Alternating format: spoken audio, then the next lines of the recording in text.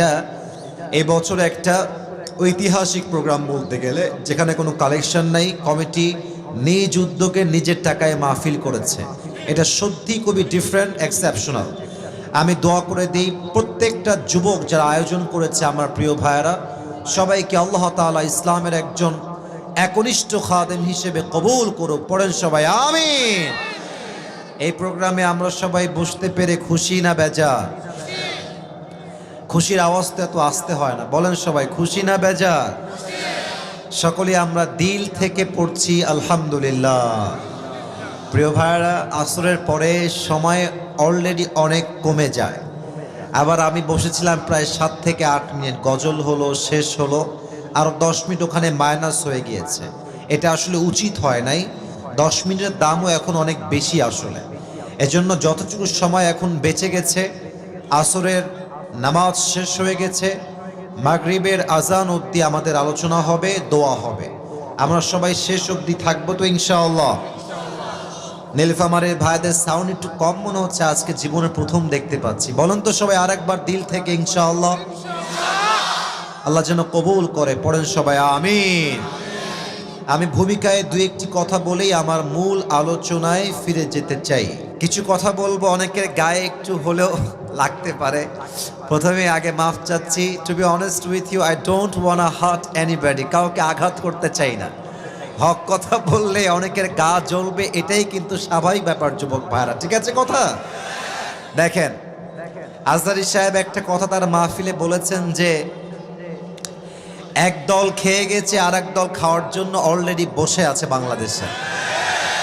তা আমি দেখলাম আমার কিছু ভাইয়ের এটাকে গায়ে লাগিয়েছেন। না, এটা গায়ে লাগালে হবে না। আমি বলছি না যে সবাই একরকম, সবাই চাঁদাবাজ।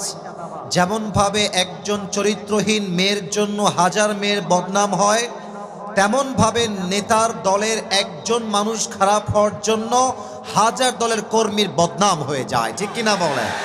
তা আমি কোনো দলকে বদনাম করছি না, তবে হ্যাঁ, আমি দুইটা দাবি পেশ করতে চাই আগামীর দেশের জন্য। দুইটা দাবি শেষ হয়ে গেলেই আমি আমার মূল আলোচনায় ফিরব। এক, আশা করছি আপনারা সবাই আমার সাথে একমত হবেন। 1 নাম্বার দাবি, আগামীতে এই দেশে নির্বাচন হবে। আমাদের কলিজার দাবি, ইমানের দাবি, মুসলমানদের অন্তরের দাবি। আমরা আগামীতে এই দেশের প্রধানমন্ত্রী হিসেবে কোনো নারী নেতৃত্ব দেখতে চাই না। সবাই আপনারা দ্বিমত না একমত? নাম্বার 1। নাম্বার 2, আমরা যে শুধু পুরুষ চাই, ব্যাপারটা আসলে পরিপূর্ণ এরকম নয় যে শুধুই পুরুষ চাই, তার।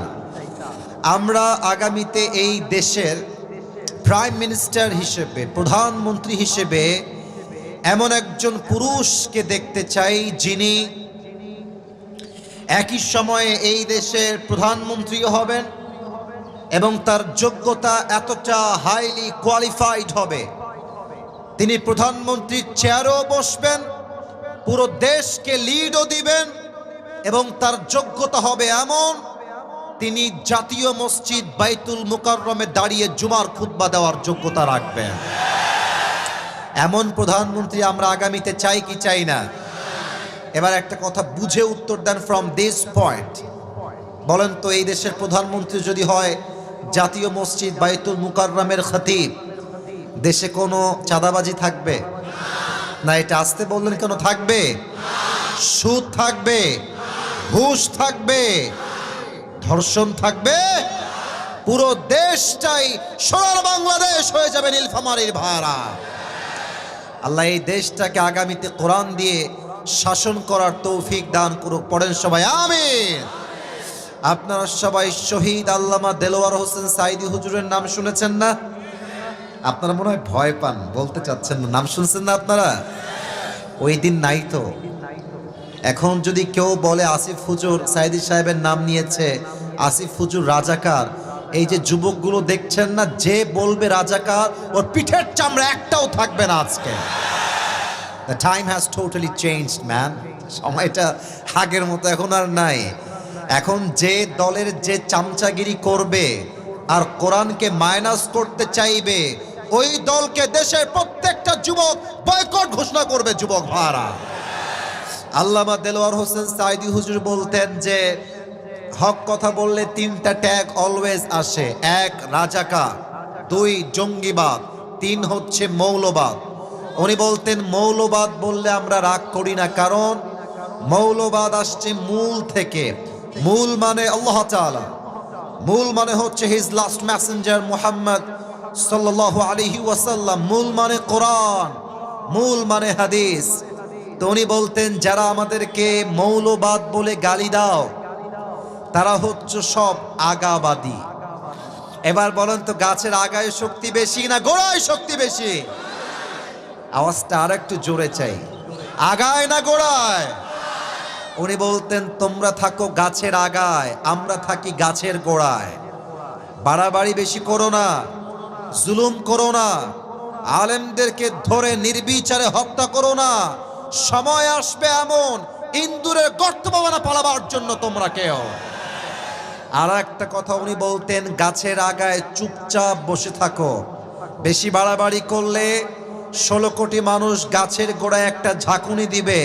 মামুর বাড়ি দিল্লি গিয়ে তোমরা সবাই পড়বা, দিল্লি গিয়েই তারা পড়েছে। অতএব কোনো দলের সঙ্গে বিদ্বেষ নেই, মারামারি নাই। আগামীতে এই দেশে দুর্নীতি আমরা চাই না, আগামীর দেশটা আমরা দুর্নীতিমুক্ত বাংলাদেশ করতে চাই, ঠিক কিনা বলে? আল্লাহ সেই সংবিধান কায়েম করার তৌফিক সবাইকে দান করুক। পরের সবাই আমিন। আপনাদের মাহফিলে যারা এসেছেন বউ আছে কার কার? একটু হাত তোলেন তো, বউ আছে? আচ্ছা, হাত নামান। এবার যাদের বউ নাই, খুব কষ্টে আছে ঠান্ডার ভেতর, তারা সবাই একটু হাত তোলো। ইন্না লিল্লাহ। 90% সিঙ্গেলরা এসেছে আজকের মাহফিলে। আহা, তোমাদের কারো বউ নাই? ইন্না লিল্লাহি ওয়া ইন্না ইলাইহি রাজিউন। হাত নামাও। আমি সবার জন্য দোয়া করে দিই, আল্লাহ সবাইকে নেককার দিনদার বউ দিয়ে দিক। পড়েন সবাই দিল থেকে আমিন। আমি একটা কথা প্রায় মজা করে বলি, আজকেও বলি, যে আসলে এই কড়া শীতে যার বউ নাই তার আসলে কিছুই নাই যুবক ভাইরা।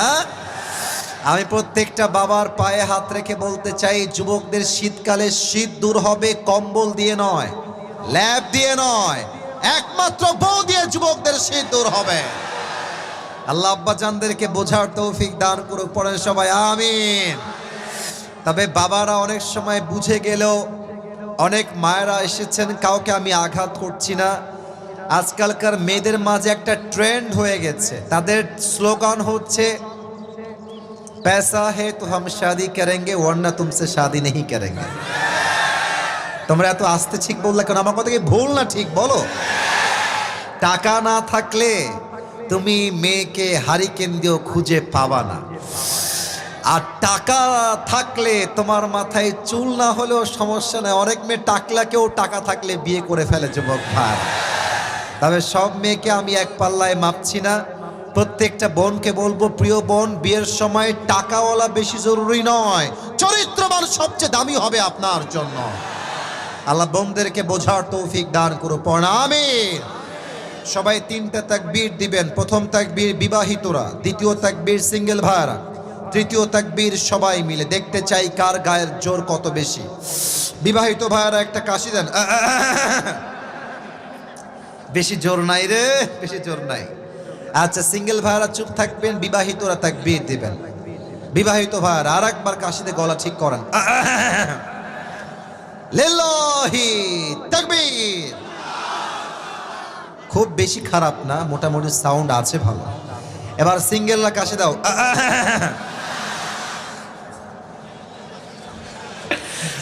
দেখা যাক কারা পারে। নাম্বার আপনারাই দিবেন, মুরব্বী জান, আব্বাজান যারা এসেছেন।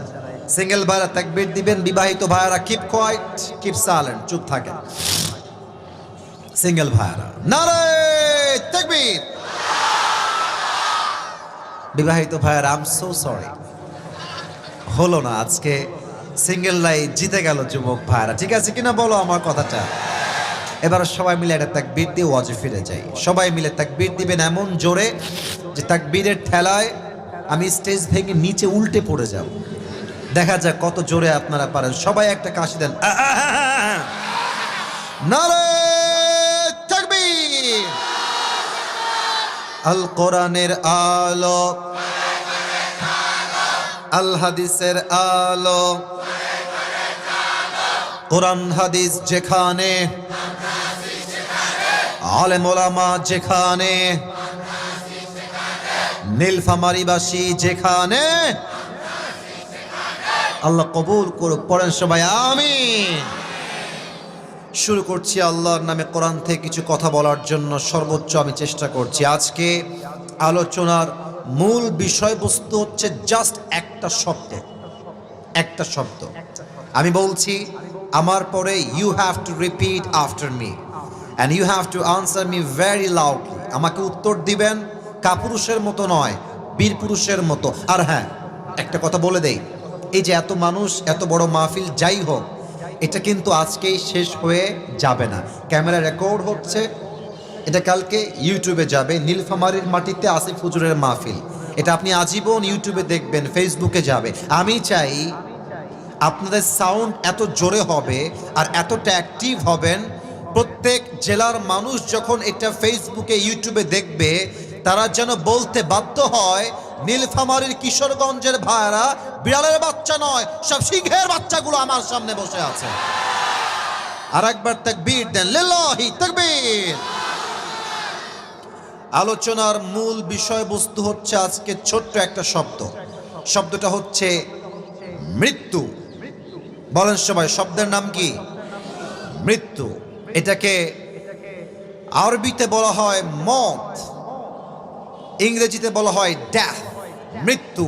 আলোচনার একটা শব্দ, সবাইকে এক টাইমে বলতে হবে। আলোচনার শব্দের নাম কি? সাউন্ড কমে গেছে, আবার বলো। আলোচনার শব্দের নাম কি? This is our central theme. এটাই আজকে আলোচনার মূল বিষয়বস্তু। যতটুকু পারা যায় কোরআনের আয়াত দিয়ে, হাদিসের রেফারেন্স দিয়ে, as much as I can try, I will try my best to explain this word. বলেন সবাই ইনশাআল্লাহ।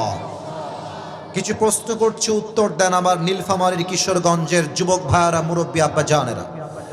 মাহফিলে যে এসেছেন সবাই জীবিত আছেন, জীবিত যে ফিরে যাবেন, আবার বাসায় জীবিত ফিরবেন, কোনো গ্যারান্টি কি আপনাদের কারো কাছে আছে? মাশাআল্লাহ, এবার উত্তর পেয়েছি মন মতো। কারো গ্যারান্টি কারো কাছে আছে?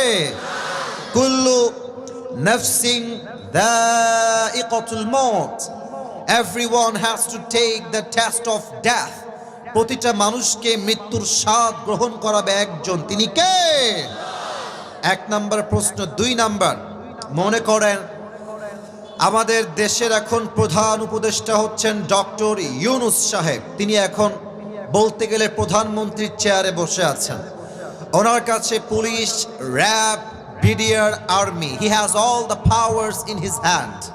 যেহেতু দেশের ক্ষমতা তার হাতে, সমস্ত আইন শৃঙ্খলা বাহিনী তার হাতেই মূল আওতায় আছে। ডক্টর ইউনূস সাহেব যদি বলেন, I am very powerful man right now, আমার অনেক ক্ষমতা, আমি মালাকুল মউত থেকে আর মৃত্যুর থেকে পালিয়ে যাব, is it possible? Is it possible? No. আচ্ছা, আমি একটু এক্সাম্পল দেই। আপনি যেই মাটিতে বসে আছেন, মাটির উপরে রাতের আধারে মাটিটাকে আপনি খুঁড়লেন বিশাল লম্বা করে। আমার কথা কি বোঝা যায় নাকি যায় না? মাটি খুঁড়েছেন, সুড়ঙ্গ তৈরি করেছেন, এবং সুড়ঙ্গ তৈরি করে বিশাল শক্ত হাট পাথর দিয়ে, লোহা দিয়ে একটা ঘর বানিয়েছেন মাটির নিচে, একদম গভীর তলদেশে। বলেন, গেছেন মাটির তলে, লোহার ঘর, পাথর দিয়ে চতুর্পাশে ঢাকা। মালাকুল মউত তো মনে হয় ওখানে আসতে পারবে না। কথা কয় না কেন? পারবে কি পারবে না? আইনামা তাকুনু ইউদরিকুমুল মউত ওয়ালাউ কুনতুম ফি বুরুজিম মুশাইয়াদা। আল্লাহ তাআলা বলছেন, তোমরা যেখানেই লুকাও না কেন, যত বড় সুড়ঙ্গ পথ বানাও না কেন, লোহার ঘর বানাও না কেন, যতই দূর তুমি পালাও না কেন, মালাকুল মউত দিয়ে তোমাকে পাকড়াও করবে একজন। আওয়াজ দিয়ে বলেন সবাই, তিনি কে? যেখানেই তুমি পালাও না কেন, even if you stay within the towers of lofty construction, বিশাল পাথর দিয়ে, লোহা দিয়ে বিশাল বড় ঘর, সুড়ঙ্গ তৈরি করবেন, ছাড় নাই। যার সময় যখন তাকে তখনই অ্যাটাক করবে একজন, তিনি কে? আচ্ছা, আমার দিকে এবার সবাই তাকান, আমাকে একটু দেখবেন, দেখার জন্য নয়। একটা প্রশ্ন করব, উত্তর দিবেন। আমি কি বুড়া না যুবক? এত আস্তে কয় কেন রে এরা? আমি কি বুড়া না যুবক? আমি একজন যুবক। আচ্ছা, আমি যদি বলি যে আমি নামাজ এখন পড়বো না, বয়স আর একটু বাড়ুক, 40-50 হোক, বিয়ে শাদী হলে 2টা বাচ্চা 3টা বাচ্চা হওয়ার পরে যখন দাড়ি হালকা পাকা শুরু হবে তখন থেকে নামাজ কালাম পড়া শুরু করব, বলেন তো আমি যে বৃদ্ধ বয়সেই যাব, আমি যে যুবক বয়সে মরবো না, do I have any guarantee about it? আমার কোন গ্যারান্টি কি আছে? বলো বলো বলো বলো। মনে রাখবেন একটা কথা অলওয়েজ মাথায়, মৃত্যুর কোনো বয়স নেই। কথা ঠিক কিনা বলেন যুবক ভাই?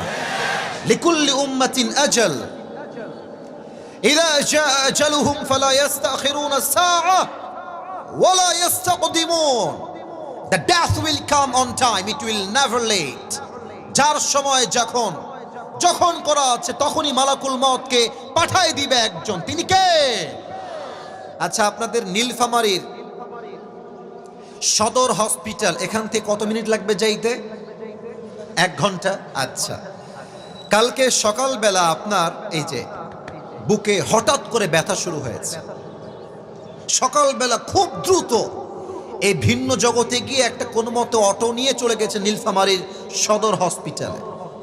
ডাক্তার সাহেব দেখেন তো আমার বুকে কি হয়েছে, প্রচন্ড ব্যথা করছে, কাল সকাল থেকে নিয়ে আমি অস্থির হয়ে যাচ্ছি। ডাক্তার বলছে স্টপ, থামেন থামেন, একটু অপেক্ষা করেন, আমরা আপনাকে চেক করব যে আপনার হার্টে কোনো প্রবলেম আছে কিনা। যাই হোক, আপনাকে আমরা রিপোর্ট দিব, আগে চেক করি, আগে টেস্ট করা হোক। টেস্ট হয়ে গেল, আপনি মেডিকেলেই আছেন, রিপোর্ট আসলো। ডাক্তার সাহেব আপনাকে বললেন যে আপনার হার্ট এতটা দুর্বল হয়ে গেছে, আপনি হয়তো সর্বোচ্চ আর 7 দিন থেকে 8 দিন বাঁচবেন। আমাকে এবার উত্তর দেন সবাই। ডাক্তার বলেছে, আল্লাহ নয়, ডাক্তার বলেছে আপনি হয়তো সর্বোচ্চ 7 থেকে 8 দিন আর বাঁচতে পারেন। এই কথা শুনলে কারো কি আর আরামের ঘুম হবে?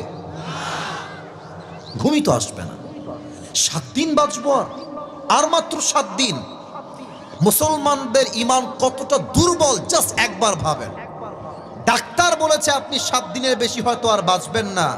আপনার কলিজা শুকায় গেছে, ঘুম খারাপ হয়ে গেছে, খাওয়া নাই, দাওয়া নাই, ঘুম নাই। ডাক্তারের কথায় এত পেরেশান হয়ে গেলেন, আর আল্লাহ আপনাকে বলছে তোর মৃত্যু এখনই হতে পারে। আপনি ভয় পেলেন না? আপনি নামাজ পড়তে পারলেন না? আপনি দাড়ি রাখলেন না? আপনি বাপ মায়ের খেদমত করতে পারছেন না? তার মানে বোঝা যায় আজকালকার মুসলমানরা আল্লাহর চাইতে ডাক্তারকে বিশ্বাস করে বেশি। না, মুসলমানদের ঈমান হবে প্রথম কার উপরে বলেন তো সবাই? তিনি কে? আচ্ছা, আপনারা সবাই, একজন নবী আছে, তার নাম হচ্ছে ইয়াকুব আলাইহিস সালাম। নাম তো শুনেছেন আপনারা সবাই। ইয়াকুব আলাইহিস সালামের সাথে মালাকুল মউতের একটা ফ্রেন্ডশিপ ছিল, বন্ধুত্ব ছিল। তো উনি একবার মালাকুল মউতকে বললেন, মালাকুল মউত শোনো, আমি তোমার কাছে একটা আবদার রাখতে চাই, যদি তোমার দ্বারা সম্ভব হয় তুমি আমার আবদারটা রেখো। বলছে কি আবদার বলেন আপনি? বলছে আমার মৃত্যুর সময় যখন হয়ে যাবে তুমি আমার কাছে একজন বার্তাবাহক পাঠাবা। এখন তো সেগুলো আসলে নাই, আগের যুগে আমরা তো মেসেঞ্জার ছিল না, হোয়াটসঅ্যাপ ছিল না, ইমো ছিল না, আগের যুগে ছিল চিঠি আর ডাক পিয়ন। মুরব্বীরা আমার কথা ভুল না ঠিক বললাম? আগে এরকম মেসেঞ্জার ছিল না, ডাক পিয়ন ছিল, কাসেট, বার্তাবাহক বলা হয় এদেরকে বাংলায়। তো উনি বললেন যে আমার কাছে একজন বার্তাবাহক পাঠিয়ে দিবা, সে আমাকে বলবে ইয়াকুব তোমার সময় শেষ, টেক ইউর প্রিপারেশন, মৃত্যুর জন্য প্রস্তুত হয়ে যাও, তুমি এই কাজটা আমার জন্য করে দিও। মালাকুল মউত ডাক দিয়ে বলছে ইয়াকুব, দুনিয়াতে কারোর জন্য কোনো বার্তাবাহক আসে না, তবে প্রত্যেকটা মানুষের দেহের মধ্যেই মৃত্যুর একটা পায়গাম আছে। আমার চুল দেখেন তো সবাই, চুল এটা কি সাদা না কালো? আপনারা মরে গেলেন যে কালো না সাদা? কালো। এই চুল যখন সাদা হয়ে যাবে, একটা চুল যখন সাদা হয়ে যাবে, এটা আমার জন্য মেসেজ আল্লাহর পক্ষ থেকে, আসিফ সময় কিন্তু বেশি দিন আর বাকি নাই। আবার এই যে চামড়া, কি সুন্দর এখন ক্লিন চামড়া, কোনো ভাঁজ নাই, একদম সুঠাম দেহ আমার প্রত্যেকটা চামড়া, প্রত্যেকটা দেহের অঙ্গ। এটা যখন ঘুচিয়ে যাবে, এটা মালাকুল মউতের message, hey man, time is going to over, take your preparation, সময় কিন্তু শেষ। একটা সময় যে মুরব্বীরা আজকে এখানে বসে আছে, আজকে 1 কিলোমিটার হাঁটতে পারে না মুরব্বীরা, একটা সময় এমন তাগড়া যুবক ছিল, 3 মাইল 4 মাইল হেঁটেই চলে যেত। সে কোমরটা আজকে নাই। এই যে কোমরটা দুর্বল হয়ে গেছে, এটাই মেসেজ, সময় তোমার বেশি দিন আর বাকি নাই। আগে ছিলেন সিঙ্গেল, বিয়ে করে হয়ে গেলেন ডাবল, বউ আসলো হয়ে গেলেন বাচ্চার বাপ, বাচ্চা বড় হলো, বাচ্চার বিয়ে হলো, তার ঘরেও সন্তান হলো, হয়ে গেলেন নানা, হয়ে গেলেন দাদা। আর কত, আর কত বাঁচবেন বলেন না আমাকে। ইয়াকুবকে মালাকুল মউত বলছে, হে ইয়াকুব, কোনো কাসেদ আসবে না, কোনো চিঠি আসবে না, দেহের এই চেঞ্জ, সাদা চামড়ার থেকে কালো চামড়া, একদম টাইট চামড়ার থেকে ঢিলা চামড়া, সাদা চুল যখন হয়ে গেল, যখন তোমার বয়সটা বেড়ে গেল, এটাই তোমার জন্য মেসেজ, তোমার সময় শেষ, মৃত্যুর জন্য তোমার প্রস্তুতি গ্রহণ করতে হবে, ঠিক কিনা বলেন। এবার আসুন আমরা জেনে নেই মৃত্যু আসলে। এই যে 3 জন সোনামণি, তোমরা কই যাও? এই যে 3 জন, 3টাই মনে হয় 3 ভাই। বসো সোনামণি, বসো, বসাই দাও, বসো। আচ্ছা, ওই 2 জন যা কান্টুপিওয়ালা, 2টা না 3টা, এক ভাই মনে হয় এরা। আচ্ছা, 3 জন বাচ্চা উঠে গেছে, আমি জাস্ট বসাইলাম ভালোবেসে আর কি। কেউ যদি উঠে যায় তার লুঙ্গি টেনে ধরে বসাই দিবেন, তবে লুঙ্গি যেন খুলে না যায়। সবাই একটা তাকবীর দেন, নারে তাকবীর। প্রিয় নীলফামারী ভাইরা, সময় খুবই কম, কেউ ডান বাম করলে পরিবেশ খারাপ হবে। অল্প সময়ে কিছু কথা বলি, দামি কথা কাজে দিবে ভালো। মৃত্যু হচ্ছে 2 প্রকার, এক হচ্ছে নামাজির মৃত্যু, আর এক হচ্ছে বেনামাজির মৃত্যু। নামাজি মৃত্যু কেমন হবে? লুক অ্যাট মাই ফেস, আমার দিকে তাকান সবাই। নামাজি বান্দার সামনে মালাকুল মউত আসবে, তার দেহের চামড়ার রং হবে ফর্সা, গায়ের রং হবে সাদা ধবধবে যুবকের মতো, মুখে থাকবে চাপদাড়ি আর জুব্বা হবে সাদা। He will be looking like a very attractive and energetic বয়, দেখতে অসাধারণ সুদর্শন পুরুষ হবে। দাঁড়িয়ে যাবে নামাজি বান্দার সামনে, বলবে, এই নামাজি বান্দা, ইয়া আইয়াতুহান নাফসুল মুতমাইন্না উখরুজি ইলা মাগফিরাতিল্লাহি ওয়া রিজওয়ানিহি, আসো নামাজি বান্দা, আসো, আল্লাহর জান্নাত তোমার জন্য অপেক্ষায় অপেক্ষমান রয়েছে। সুবহানাল্লাহ পড়েন। আচ্ছা, এটা আমার হাতে কি দেখেন তো সবাই। এই যে কথা আমি বলেছি না, আস্তে বলা যাবে, এর নাম কি? এটা কি গোল না চারকোনা? চারকোনা। হাদিস শুনেন, রেফারেন্স দেই আগে। আল্লাহর হাবিব বলেছেন, কাফাম মিন নাকফানিল জান্নাহ ওয়া হানুত মিন হানুতিল জান্নাহ। নামাজি বান্দার রূহকে কবজ করবার জন্য আল্লাহ তাআলা জান্নাত থেকে একটা লাল রেশমি রুমালের কাপড় পাঠিয়ে দিবেন। মালাকুল মউত আসবে, রুহটাকে কবজ করবে, জান্নাতি কাপড়ে আপনার রুহ রাখবে, সোজা আপনার রুহটাকে নিয়ে জান্নাতের ঠিকানা তথা ইল্লিনে পৌঁছায় দিবে। সুবহানাল্লাহ। এটা হচ্ছে নামাজি বান্দার মরণ। এবার যে মুরব্বী আব্বা জানরা এখন নামাজ পড়তে পারছেন না, যেই যুবকরা আজও নামাজি হতে পারো নাই, ফোকাস অন দিস লেকচার, একটু বোঝো বেনামাজির মরণ কত ভয়ঙ্কর হবে। আপনারা সবাই মিজানুর রহমান আজহারি হুজুরের নানা একজন ছিলেন, তিনি মারা গেছেন। অনেকে তোমরা চিনবা, এটা আমার বিশ্বাস, বিশেষ করে স্পেশালি ইয়াং পিপল, যারা যুবক ভাইরা আছো। ওনার নাম হচ্ছে গোলাম সরওয়ার সাইদি হুজুর। এই যে অনেকে নাম অলরেডি বুঝে ফেলেছে। দেখবেন জুমার খুতবা দিতেন সবচেয়ে বেশি, লম্বা চাপদাড়ি, চশমা পরতেন, অলওয়েজ ভেরি সিম্পল। উনি একটা কথা তার ওয়াজে বলেছিলেন, যেটা আমি কানে হেডফোন দিয়ে কতবার যে শুনেছি, আই কান্ট কাউন্ট দ্যাট, আমি এটা গুণে বলতে পারবো না।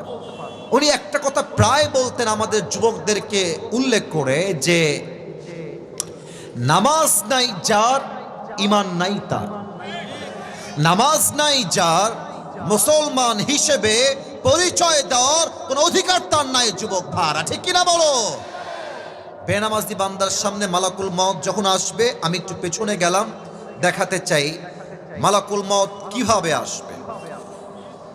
প্রথমে যখন আপনার সামনে দাঁড়াবে মালাকুল মউত, তার পা থাকবে জমিনে, মাথা হে থাকবে আকাশ বরাবর, বিশাল লম্বা দেহ হবে তার।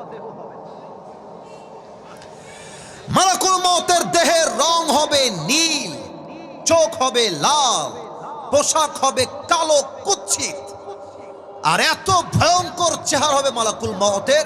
বেনামাজি যুবক, বেনামাজি মুরব্বী, বেনামাজি মা, মালাকুল মউতের ভয়ঙ্কর চেহারা দেখে তার পুরো দেহে একটা কম্পন তৈরি হয়ে যাবে, থরথর থরথর করে কাঁপবে। মালাকুল মউত তখন ধমক দিয়ে বলবে, ইয়া আইয়াতুহান নাফসুল খাবিসা উখরুজি ইলা গাযাবিল্লাহ। এই বেনামাজি, বের হ, বের হয়ে আয়। বেনামাজির বান্দার রূহটা বের হবে না। যখন বের হবে, একবার ডান দিকে দৌড় দিবে, আর একবার বাম দিকে দৌড় দিবে, আর একবার পেছনের দিকে দৌড় দিবে। মালাকুল মউত তার রূহকে দেখে এত প্রচন্ড রেগে যাবে, look at my left hand, বাম হাত দেখেন। মালাকুল মউত তার বাম হাতটা পেছনে নেবে, এই পেছনে, এখান থেকে নিয়ে সোজা বেনামাজির রূহের দিকে একটা থাবা দিবে। রূহটাকে এমনে যখন ধরবে, তার বুক থেকে টেনে যখন বের করবে, হাদিসে আসছে একটা জীবিত ছাগলকে জবেহ না করে তার চামড়া কেউ যদি চাকু দিয়ে ছিঁড়ে ফেলে, তার যে পরিমাণ কষ্ট হয়, তার চাইতে কমসে কম 70 গুণ বেশি কষ্ট দিয়ে বেনামাজির রূহকে কবজ করা হবে। বলেন সবাই নাউজুবিল্লাহ। আহা, এই কষ্ট সহ্য করার মতো ক্ষমতা এখানে কারো নাই। আমি সবার জন্য দোয়া করি, আল্লাহ আমাদের সবাইকে তুমি এই মৃত্যুর কষ্ট আর আযাব থেকে বাঁচাই দিও, সকলে এই দিল থেকে পড়া আমিন। এই মৃত্যুর পূর্বে আমাদের সবাইকে 2টা আমল অর্জন করতে হবে, এটা বলেই আমি দোয়ার দিকে যাব। আমার হাত দেখেন, 1 2, বলেন সবাই কয়টা আমল লাগবে? কথা আওয়াজ আসতে হলে ওয়াজ হবে না। বলেন সবাই কয়টা? মুখস্থ করবেন আজকে, এখানে একদম নিয়ে যাবেন বাসায়। বলেন সবাই কয়টা? 2 1। আচ্ছা বলেন তো, একজন লোক যার ঢাকার গুলশানে ফ্ল্যাট আছে, এদিকে বোঝেন, কথা বোঝেন, না বুঝলে কিছুই বুঝবেন না। একজন লোক যার ঢাকার গুলশানে ফ্ল্যাট আছে, দুবাইয়ে ফ্ল্যাট আছে, সিঙ্গাপুরে ফ্ল্যাট আছে, তার গাড়ির কালেকশন কেমন? তার কাছে BMW আছে, মার্সিডিজ আছে, রোলস রয়েলস আছে, CHR আছে, তার কাছে R15 আছে। তার কোম্পানির যদি আমি নেট ওয়ার্থ বলি, এটা $1 মিলিয়ন ক্রস করবে, 1000 কোটি টাকার মালিক সে, কিন্তু তার হৃদয়ে আল্লাহর ভয় নাই। 1 নাম্বার গেল। 2, আরেকজন মুরব্বী কিংবা যুবক কিংবা আমার প্রিয় কলিজার টুকরা মা কিংবা বোন, যার বাসা নীলফামারীর কিশোরগঞ্জের পাশেই ভিন্ন এই যে জগৎ আছে, তার পাশে তার বাসা। তার বাসা এতটা নরমাল বাসা যে পুরো বাসাই হচ্ছে ছাউনি দিয়ে ঘেরা, টিনও নাই, কোনো মতে ছাপড়া দিয়ে ছোট্ট কুড়ির ঘর। বাসায় যে ঘুমাবে একটা খাট নাই, ছোট্ট একটা চাদর বিছিয়ে কোনোভাবে সে ঘুমিয়ে যায়। না আছে টাকা, না আছে বাড়ি, না আছে অর্থ, না আছে সম্পদ, বাট তার হৃদয়ে আল্লাহর ভয় আছে। বলেন তো, যেই লোকের সিঙ্গাপুরে বাড়ি ছিল, কোটি টাকার মালিক, সে বেশি দামি না নীলফামারীর ওই মানুষটা বেশি দামি? নীলফামারীর মানুষটা বেশি দামি। কারণ আমি বলছি, আল্লাহ তাআলা বলছেন, ইন্না আকরামাকুম ইনদাল্লাহি আতকাকুম। কিয়ামতের কঠিন ময়দানে কার কাছে কত টাকা ছিল, কত ক্ষমতা ছিল, এটার হিসাব হবে না। কার গাড়ি কত দামি ছিল, এটার হিসাব হবে না। কার বাড়ি কত দামি ছিল, এটার হিসাব হবে না। ওই দিন সেই বান্দার মূল্য সবচেয়ে বেশি হবে যার হৃদয়ে ভয় আছে এক সপ্তাহ আওয়াজ দিয়ে বলেন সবাই, তিনি কে? যাদের হৃদয়ে আছে আল্লাহর ভয়, তারা কভু পথ ভুলে যায় না। আল্লাহর প্রেম ছাড়া এই দুনিয়ায় কারো কাছে কোনো কিছু চায় না। ঠিক কিনা বলেন? রাতের আধারে যারা সিজদাতে রয়, দু চোখের অশ্রুতে নদী যেন বয়। ছলনার হাত ছানি যতই আসুক, ছলনার হাত ছানি যতই আসুক, পেছনে ফিরেও সে তাকায় না। যাদের হৃদয়ে আছে আল্লাহর ভয়, তারা কভু পথ ভুলে যায় না। আল্লাহর প্রেম ছাড়া এই দুনিয়ায় কারো কাছে কোনো কিছু চায় না। ঠিক কিনা বলে? এক number, you have to achieve the fear of your lord. রবের ভয় অর্জন করতে হবে। তবে একটা কথা বলতে চাই, I know that time is very short, but আমাকে এই বিষয়টা উল্লেখ না করলে কিয়ামতের দিন আমাকে হিসাবের কাঠগড়ায় হয়তো দাঁড়াতে হতে পারে। এই দেশে গত 16 বছরে 15 বছরে 5 আগস্টের পূর্বে যেই পরিমাণ অর্থ দেশ থেকে বিদেশে পাচার হয়েছে, পুরো দেশটা দেউলিয়া হয়ে গেছে নীলফামারীর ভাড়া।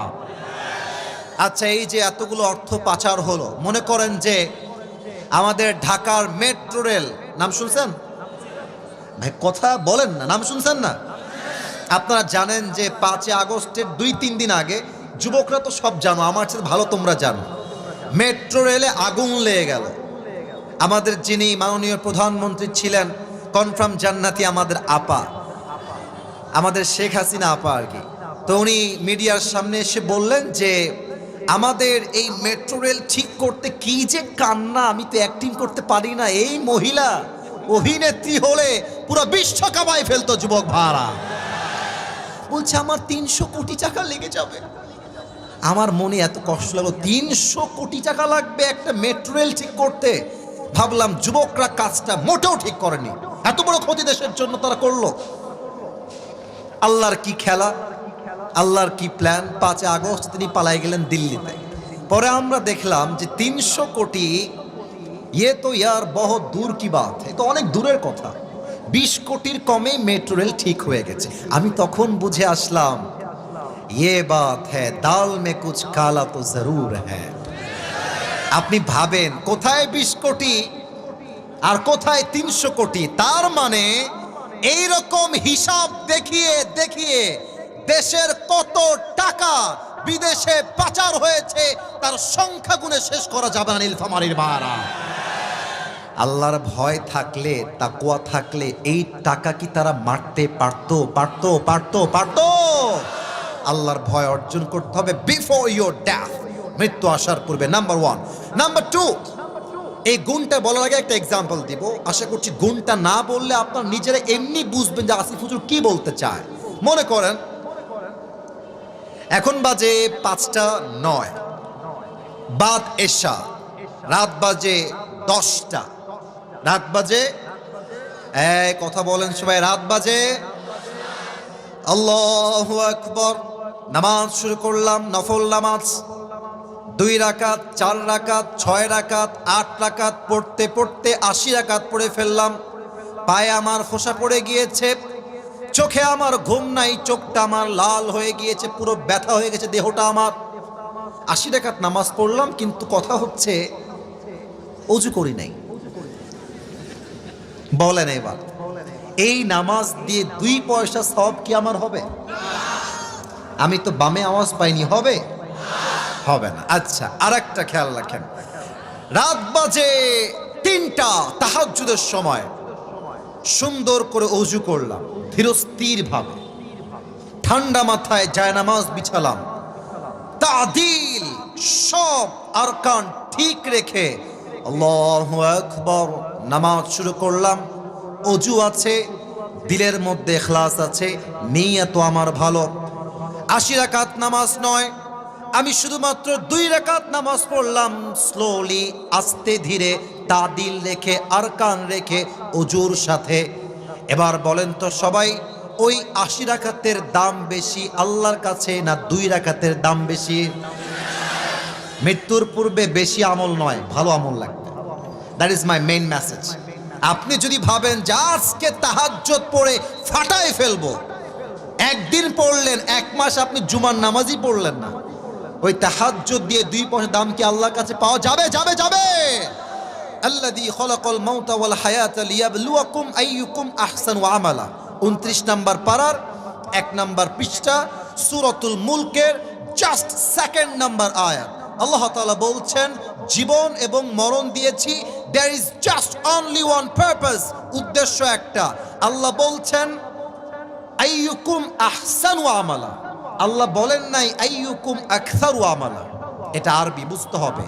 আল্লাহ বলেন নাই যে কে কত বেশি আমল করো আমি দেখতে চাই না, আল্লাহ বলেছেন কে কত বেশি তা নয়, কে কত ভালো আমল করো এইটা আমি আল্লাহ দেখতে চাই। সুবহানাল্লাহ।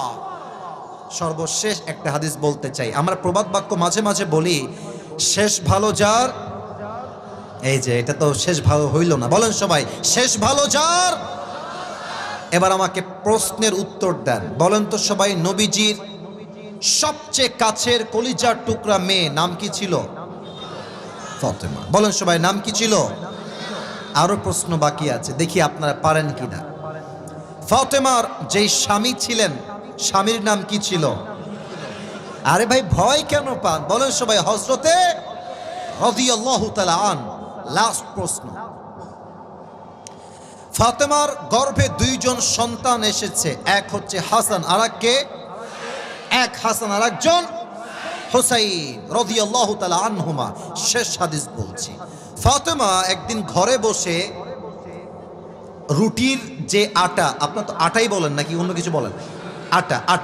আটা বা গম, যাই হোক, আটা বা গম তিনি নিয়ে রুটি বানাবেন, এমনে হাত দিয়ে টিপতেছেন আর বসে আছেন। তো আলী বাসায় আসছে, দেখছে ফাতেমা রুটি বানাবে, আটা তার হাতে ছানা আছে, কিন্তু খেয়াল করে দেখছে ফাতেমার 2 চোখ দিয়ে পানি ঝরছে, অঝরে পানি ঝরছে। আলী বলছে, ফাতেমা পানি কেন, কাঁদছো কেন ফাতেমা? ফাতেমা বলছে, আলী এটা আমার কষ্টের পানি নয়, এটা আমার সুখের পানি। বলছে কেন, আমাকে কিছু বলবা, কি হয়েছে তোমার? ফাতেমা ডাক দিয়ে বলছে, আলী আজ যখন তাহাজ্জুদের সময় আমি ঘুমিয়েছিলাম, ভোর রাত্রের সময় আমি স্বপ্নে দেখলাম বিশাল অন্ধকার, বিশাল লম্বা একটা মাঠ। আমি দেখছি আমার আব্বাজান মুহাম্মাদুর রাসূলুল্লাহ সাল্লাল্লাহু আলাইহি ওয়াসাল্লাম অন্ধকারে দাঁড়িয়ে কি যেন হাত দিয়ে খুঁজতেছেন এমনে এমনে। আমি বললাম, আব্বাজান আপনি কি খোঁজেন? আব্বা বলছে, আরে ফাতেমা তুমি কোথায় ছিলা? আমি তো তোমাকেই খুঁজতেছিলাম, সুবহানাল্লাহ পড়বেন না? তো আমি বললাম, আব্বাজান আপনি আমাকে কেন খুঁজতেছেন, কারণ কি? তো আমার আব্বা বলল, ফাতেমা তুমি আর দুনিয়ায় থেকো না, তুমি আমার কাছে চলে আসো, আমার আর তোমাকে ছাড়া ভালো লাগছে না, চলে আসো। এই কথা আব্বা বলেছেন, আমার ঘুম ভেঙে গেছে। পরে আমি ভাবলাম, কেউ যদি মারা যায় আর সে যদি কবর থেকে আমাকে ডাকে, এই স্বপ্নের ব্যাখ্যা তো মারাত্মক ব্যাখ্যা। ব্যাখ্যা হচ্ছে, যদি আপনার বাবা মারা যায়, মা মারা যায়, বন্ধু মারা যায়, যে কেউ কাছের লোক মারা গেছে, আপনি স্বপ্নে দেখছেন তার সঙ্গে আপনার সাক্ষাৎ হয়েছে, সে বলছে ভাই তুমিও আমার কাছে চলে আসো, মা তুমি আমার কাছে চলে আসো, বাবা তুমি আমার কাছে চলে আসো। কবর থেকে কেউ ডাকলে এর ব্যাখ্যা হচ্ছে আপনার হায়াত বেশি দিন আর বাকি নাই। আচ্ছা আমাদের কথা নয় ভুল হতে পারে, কিন্তু নবী যাকে ডাকে এখানে কি কোনো প্রকার ভুল হতে পারে? এই কথা শুনে এবার আলীও কান্না শুরু করে দিয়েছে। আহা কি মর্মান্তিক দৃশ্য। আলী বলছে, ফাতেমা কয়েকদিন হলো প্রিয় নবী বিদায় নিয়েছে, তুমি যদি বিদায় নিয়ে চলে যাও আমি কাকে নিয়ে বাঁচবো ফাতেমা? এই কথা আমাকে বলো না তুমি। কিন্তু ফাতেমা বলছে, আলী কিছুই করার নাই, প্রতিটা মানুষকে মৃত্যুর স্বাদ গ্রহণ তো করতেই হবে, তবে তোমাকে আমি 3টা ওসিয়ত করে মরে যেতে চাই। 3টা।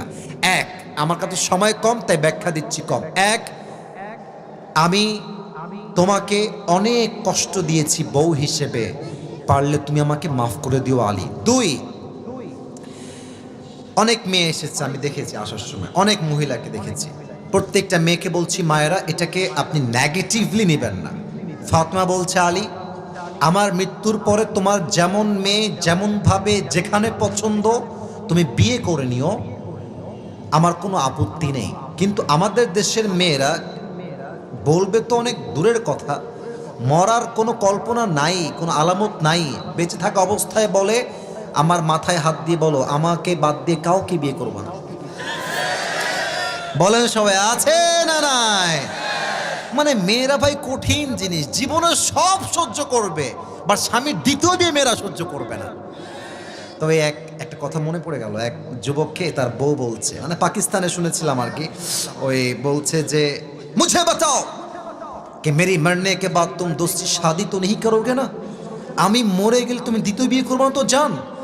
তো স্বামী আবার খুব চালাক এবং বদমাইশ, বলছে क्या बात कर रहे हो, अगर तुम मर जाओगे तो मैं तो पागल बन जाऊंगा और पागल जो चाहे वही कर सकता है।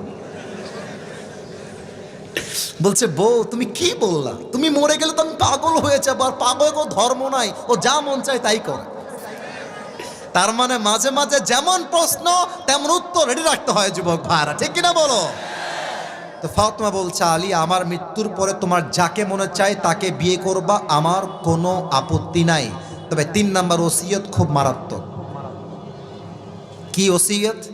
আমার মৃত্যুর পরে তুমি একটা কাজ খেয়াল রেখো, আমার জানাজায় কেউ থাকবে না, শুধু তুমি আর আমার 2 সন্তান ছাড়া। তুমি হবা ইমাম, হাসান আর হোসাইন হবে আমার মুসল্লি। সুবহানাল্লাহ পড়বেন না আপনারা? আলী বলছে 2টা মেনে নিয়েছি, লাস্টটা মানতে পারবো না, লাস্টটা আমার দ্বারা মানা হবে না। কেন? 3 নাম্বারটা কি সমস্যা? বলছে তুমি নবীর একমাত্র কলিজার টুকরা মেয়ে ফাতেমা, তুমি মারা যাবা আর তোমার লাশ দাফন করতে সাহাবীরা আসবে না, তোমার জানাজা বড় হবে না, এটা আমার দ্বারা বরদাস্ত হবে না। বলছে আলী কেন বলছি আগে বোঝো, আমার আব্বাজান আমাকে পর্দা এমনভাবে শিখিয়েছেন, আমার এই পুরো জীবনে আমি কি লম্বা না খাটো, আমি কি মোটা না চিকন, আমি কি ফর্সা না কালো, আমার বুক কি মোটা না চিকন, please don't take it negatively, মাইন্ডে নিবেন না। আমার দেহের অঙ্গ প্রত্যঙ্গ মোটা না ছোট, এটা পৃথিবীর কোনো পুরুষ এক চুল পরিমাণ আঁচ করতে পারে না। কি পর্দা চিন্তা করতে পারেন?